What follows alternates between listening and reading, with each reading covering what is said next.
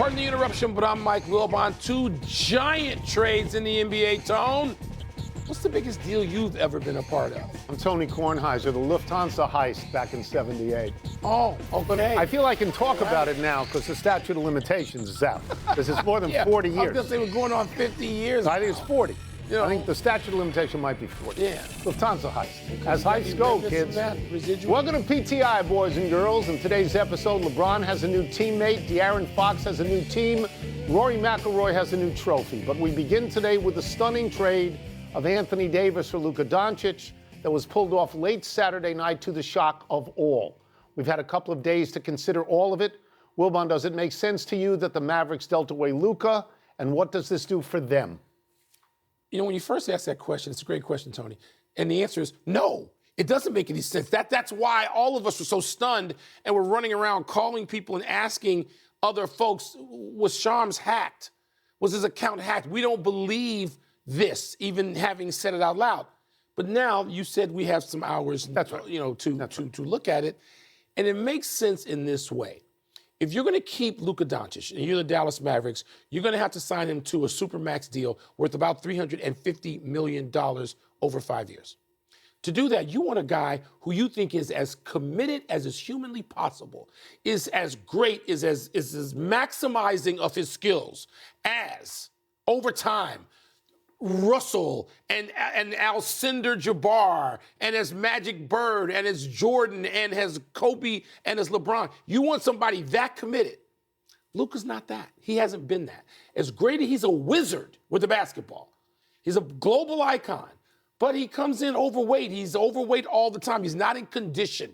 He doesn't have that kind of detail about himself that, say, LeBron James, Tom Brady, that those champions have had. Mm-hmm. And so you're saying, wait a minute, you don't have that. Why am I going to commit this to you? And that's what Nico Harrison did and has done.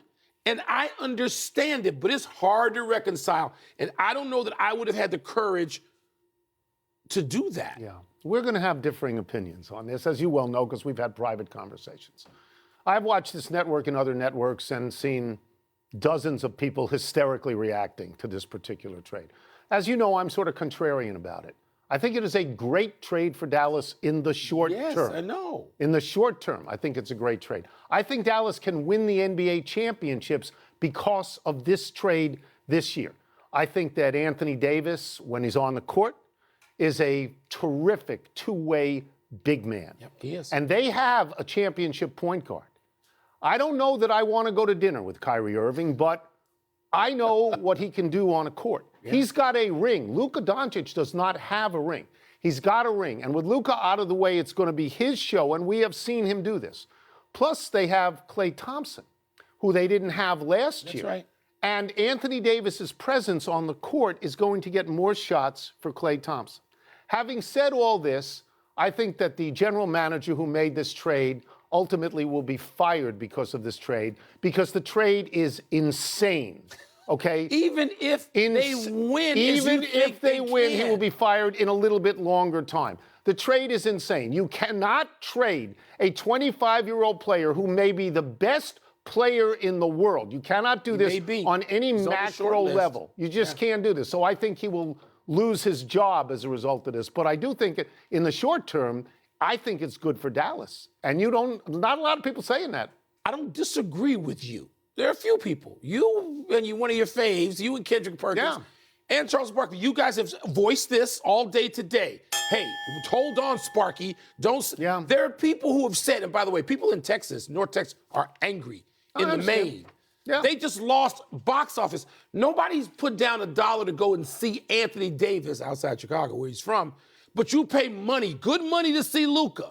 And in Dallas, in North Texas, they're not happy. Mike, I'm just going to say that all those things you've said, all of these things that are being leaked by Dallas management against Luka, I'm not saying they're wrong. Right. I think they are leaking these things in order to take the focus off the fact that this is an utterly destructive trade in the long term for Dallas. That's what I'm saying. You know that you are contradicting yourself essentially when you say they can win. And by the way, short term, you make a great case. Short term, long term. Yeah, that's what I'm saying. Whew. Let's focus in on the Lakers half of this thing. Doncic has called LeBron his idol And our man Brian Windhorst says LeBron has dreamed about playing with Luka for years. The team currently sits 1 game out of 4th in the West and 3.5 out of 8th. LeBron has 1 year left on his deal and a no-trade clause. Tone, what does this deal do for the Lakers both this year and beyond? Listen carefully, you're going to hate what I say.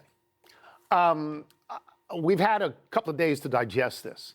I find it still most remarkable that the Lakers did not inform or consult How about that? LeBron James about this trade. This is LeBron James. This is a bar of gold. What are you talking about? Now, I understand the story. The story is if they tell LeBron, he goes to his boy, Rich Paul. Who's also Anthony Davis' agent. Davis' agent, and it complicates everything. But I think it's possible that they all knew.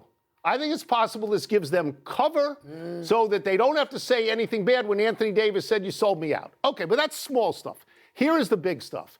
It's a fantastic trade in the long term for the Lakers. It gives the Lakers a young superstar in the Laker tradition of Kareem, of Magic, of Kobe. Young. This guy's not LeBron's age. He is a young player at this point. I think that the only other person in the entire league that you might make this trade for, other than Luka, is Wembanyama. And I'm not sure right now you would do that. That's a great trade for them. It is a great trade, and it's in another tradition of the Lakers, of trading, of acquiring great players. They don't really draft them other than Magic, and Kobe was sort of drafted. It was a trade on draft night, whatever.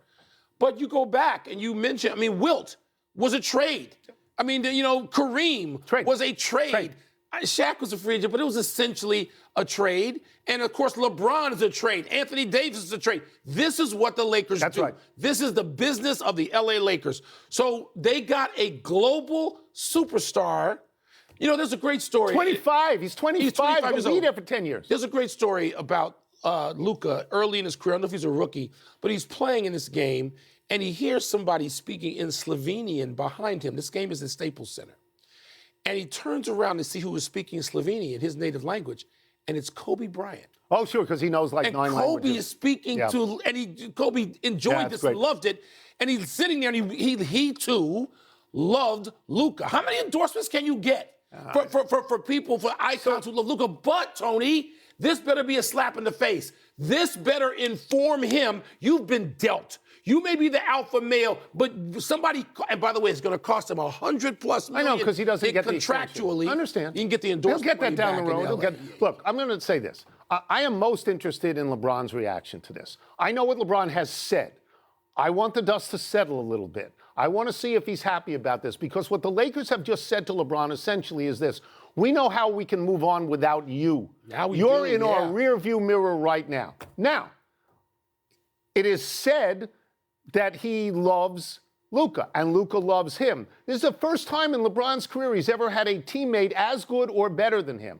I hope it works out great, but I think there ought to be some trepidation as to how it's going to work out. Just some. Just some. I know there's some skepticism, and I would love it if LeBron had walked into Rich Paul and said, look, I'm going to waive the no trade. I'm going. Why don't you call Golden State? Yeah, get me to Golden State. Let's get Steph Curry and Draymond online, Are you off that now? No. Oh, you're not off that now? I don't think it will happen. I want Well, you've been calling it to happen. for a month. I want it to happen. By the way, you want a decree that all of the Laker games are going to be on television. If I ran this network or TNT and I saw my schedule, I'd rip my schedule up and say every Laker game. That's all I want. Laker games. That's all I want. Let's talk about another NBA trade. No, not Jimmy Butler. Jimmy Butler's still on ice. Yeah. This trade essentially sent De'Aaron Fox from Sacramento to San Antonio and sent Zach LaVine from Chicago to Sacramento. Chicago got a few rotation players and their own first-round pick back from San Antonio. Wilbon, what does this trade do for the prospects of all the teams involved? Okay, one team matters here. I know Zach LaVine is having his best year of his career. He goes to Sacramento to re-team with his Bulls backcourt made in the last couple of years. The Bulls get a first-round pick. God knows they need that, among other things. None of that matters.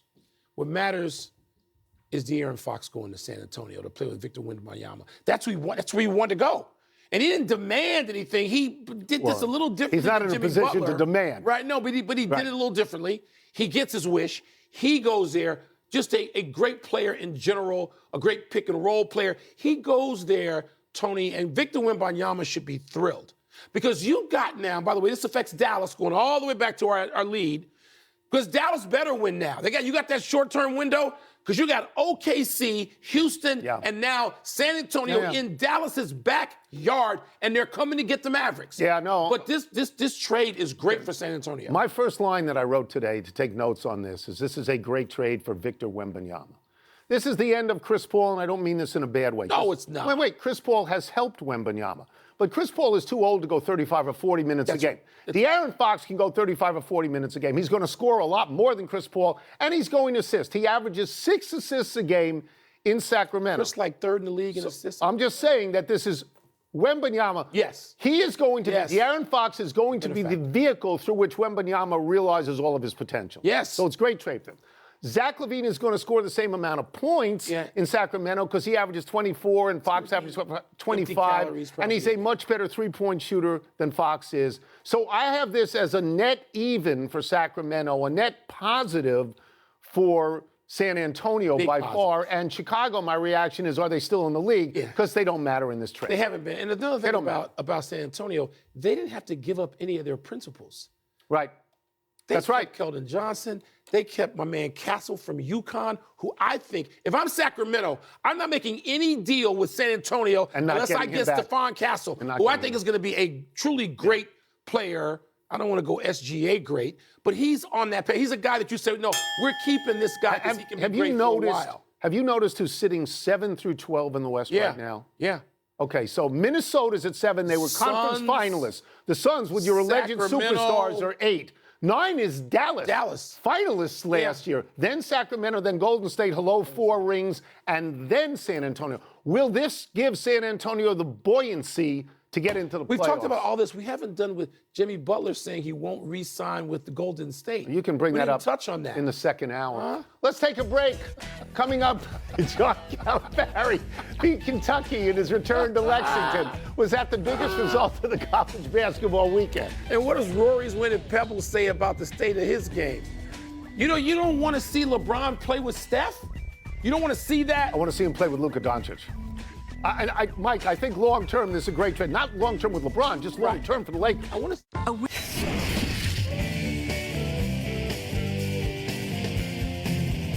Trying to find out what's popping with the populace. I'll put on my glasses and I'll get the first one. Here we go. Glasses quickly. Which was the most compelling result of the college basketball weekend? All right. Now, I suspect that, everybody wants me to talk about Duke and Duke's win over North Carolina, which was a non-game very quickly. So I turned it off. Okay. And I'm going a little off-road to the great Midwest, of course, where in the state of Kansas, which produced a twin situation, Kansas State beat third-ranked Iowa State by 19 in Ames, where they had won 29 straight games. Is that right? Cycles. They were 17-3. They were rolling. And at the same time, 11th-ranked Kansas loses to unranked Baylor, getting outscored 60-30 in the second half, blowing a 21-point lead, the biggest lead loss in the history of Jayhawks basketball. Those are sizable results involving the two schools in the state of Kansas, the great basketball state of Kansas. Forgive me for what I'm about to say. What? And I watched Duke, North Carolina. You're right, it was not a game. It was like 40-5 early on. And I caught a little bit of Kansas losing, and I certainly watched sizable amount of Iowa State losing. I paid attention to Calipari going back to Kentucky. Winning. I'll tell you something. Winning. Yeah, I didn't expect him to win. I'll tell you something. The fact that Mark Pope came over to him pre-game and embraced him, that was so classy. It was. That was so classy. But then yesterday, on my way to find something else on the dial, I ended up at an Iowa-USC game. Oh, yeah. Women's basketball, Yes. Iowa-USC. Now, USC ranked 4th with Juju Watkins, right? Iowa, I got the last 4 minutes. Iowa up 8, 10, 12. Iowa wins. What made it special? Caitlin Clark is standing there. They're retiring her jersey. She's watching the whole thing. The former coach standing there as well. It was, Mike, it was an unexpected delight. Very cool. Unexpected delight. Very cool You treat. I got to read? You read. It's your turn. Is somebody whispering that in your It's ear? in my ear. What does Rory's win at Pebble say to you about the state of his game? Okay, so he's really solid and strong. Like, he had a great tournament. On the weekend, including terrible wind and rain on Saturday. He only had one bogey on the weekend. He made all of his putts, it seemed to me, inside of 5 feet. He drove the ball really well. He starts Sunday 1 stroke behind Straka, but he's sort of kind of in a bunch with his Euro Ryder Cup teammates, with Shane Lowry, with Justin Rose, both of whom, Mike, have won majors. And Rory beat them. He beat him. Rory beat them. Rory shot 66, which was better than anybody who was close to him. They didn't lose this tournament. Rory won the tournament. This is Pebble Beach. This is a prestigious tournament, and he owned it. And I think the state of his game is really good right now. We're so wrapped up in the basketball trades. I forgot to call you yesterday, which I was going to do because I watched a big chunk of the final round, just to say to you, this is why you don't give a damn, or I don't, about golf in a studio. This is why I'm not watching TGL. I understand. Because when you see Pebble, I know what the 7th hole looks like. Yeah. I know what 16 looks like. I know what 17 looks like. And I sure as hell know what 18 looks like. That's why you watch. You watch because you got this unbelievable piece of geography out there. Yes. And you've got famous 100%. players like Rory McIlroy, and it's got to mean more than making a putt on some undulated thing in a stadium. No. Just stop with that now. Not everything is Pebble, though. Like week after week, it's not all Pebble. Okay, but when you get Pebble, nothing great. else compares. Yes. And the weather yesterday in the 60s and sunny, I know. Saturday, we've been able to play, fortunate enough to both of us to play at Pebble Beach. It doesn't mean anything for Rory. The one thing, it means something to Rory. Only one thing, the Masters. That's to get the Grand Slam. Come on, that's anything else. I think it's a prestigious tournament. I think you got to be happy. It's great. Enough email. Let's take one last break. Still to come, Myles Garrett wants out of Cleveland. Really? I can think of some destinations. Really? Washington decides whether it's going to stick with that Commander's nickname that Tony doesn't really like. I detest it. The commies. I can't stand it. I think they should be maybe the Warriors or the Washington football team. The Warriors. It's too Washington late. football team. What's wrong with that? I like. Happy time, people. Happy 80th birthday, Bob Griese. The Hall of Fame quarterback guided the Miami Dolphins to 3 straight Super Bowls, losing the first, winning the next 2. Griese was at the helm of the 1972 Dolphins, who are the only NFL team to win every one of their games. Griese was the NFL's MVP in 1971, led the league in passing touchdowns in 1977. Wow. But with all of his honors, starting with being an All-American at Purdue, Griese is not thought of the way his contemporaries Bart Starr and Roger Staubach are. And those Dolphins teams are remembered more for the running backs, Larry Zonka and Jim Kick, for Mercury Morris, for the no-name defense, and of course for Don Shula. Sadly, it's all about the numbers. In 2 Super Bowl victories, Griese was 14 for 18. That's it. He threw 18 passes. That's 2 drives for Patrick Mahomes. He handed off to a running back. He handed it off. They won the game. Did they win? But he doesn't get the love. He should. Won. Happy anniversary, John Harbaugh. On this day 12 years ago, Harbaugh coached the Ravens to a Super Bowl win over his younger brother Jim, who was coaching the 49ers. That win is likely why Lamar Jackson takes a lot more heat for the Ravens' recent playoff failures than Harbaugh does. Harbaugh's been head coach in Baltimore for 17 seasons, 1 fewer than the longest tenured coach, Mike Tomlin, across the division in Pittsburgh. Andy Reid is 3rd with 12 seasons in Kansas City. 4th, 5th, and 6th are Sean McDermott in Buffalo, Sean McVay with the Rams, Kyle Shanahan with the 49ers. All 3 were hired in 2017.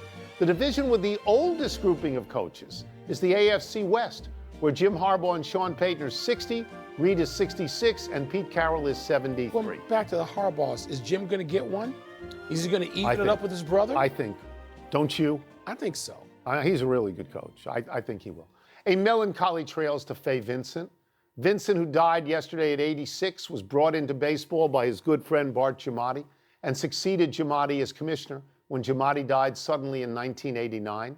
Giamatti and Vincent shared a love for baseball and its place in American culture.